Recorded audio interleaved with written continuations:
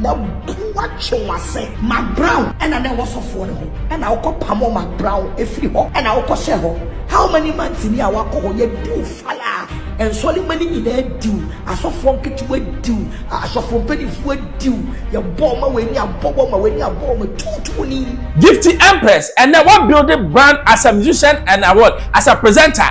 So we are ordinary musician and can we problem but we are gospel musician. We are saying for kika won say so akoya say and a 25 years small boy then in some world check no watro no mama wait me a show ma me ani udin aku ma me e di perfect atlas ya ma wobsia no ya dada aku ma me ya di perfect ya sound be say wo bie mo de chicha dia ene na asamato me dia me say Gifty go and see that woman and tell her to stop okasa nka bi okasa no anka bi a enkoso boka now so be showbiz na for bu say na yes say ya keep watching Xposed GH, the best channel on all of YouTube. Yes.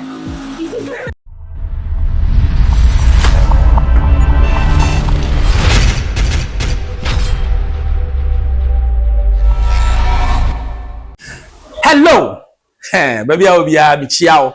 I'm Michiao pa. I Xposed GH. Subscribe, share, me to mana. Wasakabi.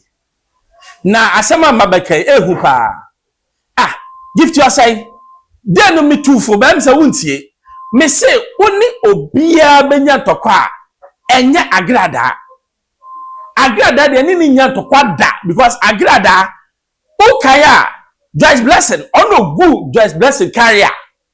Wono ena de ni Agradaa keka kono eya yehu obi odi aba no kwa me yujinum na adi aba mo yekwati odi onimra ini Gifty achi wo ti agie ni mguasie ba besia ti aware afe asofo ne diu ya mawusika kotodua ne mawuku na di oba besia ti aware ase Fred wo so oye gospel musician asofo ne diu ya mawusika kotodua ne mawuku no adi Ghana sikafo bon gala we diu ye no pass wo ma we oba besia ye diu to say we aye wanna pass oba besia ye diu to say ya George we she no a peace not your way or Babesia, ya the one that is slim queen basketball, ubia bobi. Where we in a home, so yet, whoa, you don't know what is coming. I shall we be Satuni ba. I just will say one person fellow colleagues. And so for Baku and Nano no dewy. So for Baku and Nano no dewy. Mac Brown and I never. And I will call Pamo Mac Brown a free ho, and I will call share ho, mammy, or call Pamo Mac Brown free ho. Show any Gifty, I show any two knee by, Janton and knee bar. You went in the uncle. Now, could see a minimum good you when you brandy uncle. Gifty, I show any Janton and knee bar. Buy you a bar chance saying, Ganesica for buy you a Gifty, Pierre Brandy uncle to what? What's ya? Over coming to what? I could work with ya. Now watch wase Mac Brown and I was of one and I'll call Pamo Mac Brown if you ho and I'll call Sheho. How many months in our call you do falla and solid money in there do as of one kit would do as of one penny would do your bomber when you're bomber 220 or bath fool mammy yari when you're stroke. Oko to mama to training hospital kwa wen 2 na yensi ho o mama wuye wonnua no antimi ensi o mama yase wonnua o mama wuye wonnua no ansi o mama yase ene wo de wadwaman no wo twa ene wo mpenafo ye na se ma ene wo gi sika wie na de koye wo hu surgery aboa afane wan a shawe ni tutu ni ba wo no suwo se wo atwa Gifty wo ho kan cancer twe yi wanim ne yanko me catch it asia wo ba be bokutia me tawo so wate wo de be wale kwasia mpani ti se hopsia do ya na kote enya adwuma no fa wa ya brantie na woni awoka ensi wo ma wo medi kwasia mpani ba wo twa echiri kote baako oba wudi kote baako a eye haram wo yo ba wo ba wo de wo twa ekogi adwuma wo ye bosi ofo ni awoka ho oba wo bie wo twam na wo de agi adwuma Common presenting, what's I presenting as a presenter when they will care and I could dear Juma. Asia wo ya kama oga wo banchini ba to say wo fi wa jewia sese jiri nyinara ye hia wo court we de na wo te oba finka wo kan sa twe wo se apro Gifty wo hunu me ka kire wo asia be pento kwa wie gani akasa court wa bodam papa kwasia no when you were Jimmy for me, Agradaa deleting the videos, minimum deleting me videos, me. And Mama force me a coward. Me deleting me video. Now got some make a try me shroud maker. Me see you do. What you drama for? You buy one. Ghana so for you do. Or so for was for your bear mat 7 you know. Would you want invite to never drive the property so we got ton of money and shady okronga. From day one I will be coming. I'm a me strip naked.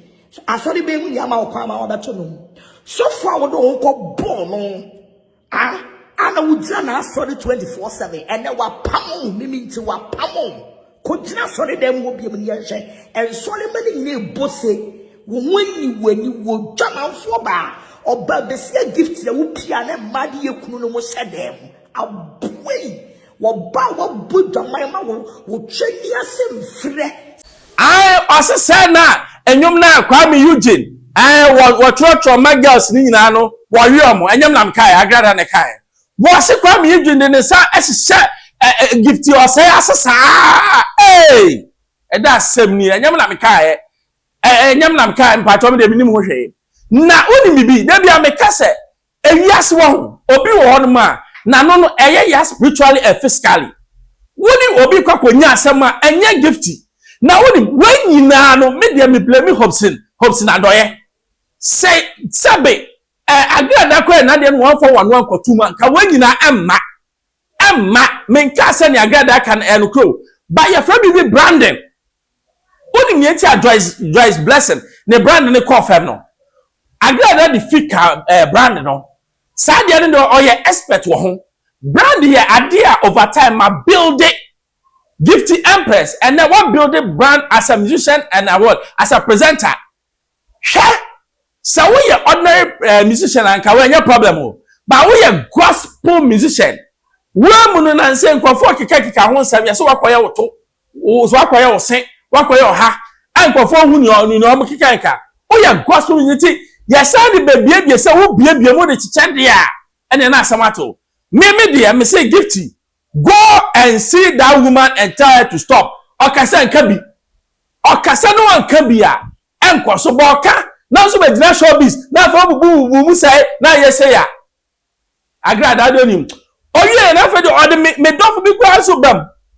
Me dofu bi a me don pa. Egoti anu so bra. If you say to when you see my brown so baby I'm a brown kwa sorry no wadru ho no akopam no ene ma pam my brown wo ene sikani nyina me na meje woni chance ni na 25 years small boy then nsa wo check no watro no mama abuwa wetimi e show ma me ani udin aku ma me edi pe fame atna se ma hobsia boy ya dada aku ma me ya di pe fame we ni ba je say ye di wansan ya tro no mama enen kokoro wafo nyina di wa man kola 25 years enyo mo betro ma wade do twa kode no odi enti dogi mu asante hene u bu dogi e wo property so na u bu dogi e wo office if you say wo ye ni brefo beifo akola 25 years ene di ni tre no wa tro no mama na to wo me say juma mi be di ukrom ha no you will regret ohun tutu ate Gifty or say some mama do mama akwaduro so ama wukuna akwaje hwe o che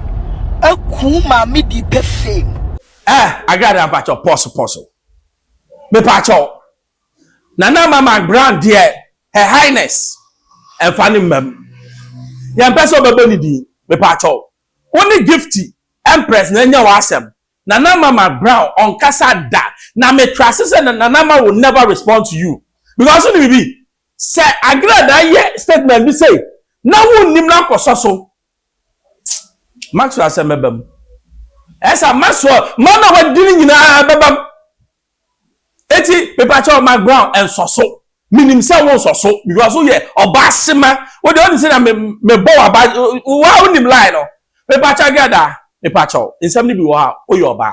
It insem bi wa wo ka pose. Sabi obi ene na kwade da. Oyo wife. What I say, insem bi wo ho na wo ka airtime. Sanya waware na wo cherish kunu no. Sa na Gifty Empress ono so waware o cherish ni kunu. Se ni kunu no ai boni ampacho stick to the husband. Na ne yire ne de ampacho. Kristo ni a wo so wo ye no ma Kristo ni show. Empress so e Kristo ni ma ni show. Na munja say back and forth. We en fact aduane bi amba en kwasi asem. Xposed GHFM Bible subscribe share me to my now so I can be manuasi. Keep watching Expo GH, the best channel on all of YouTube. Yes.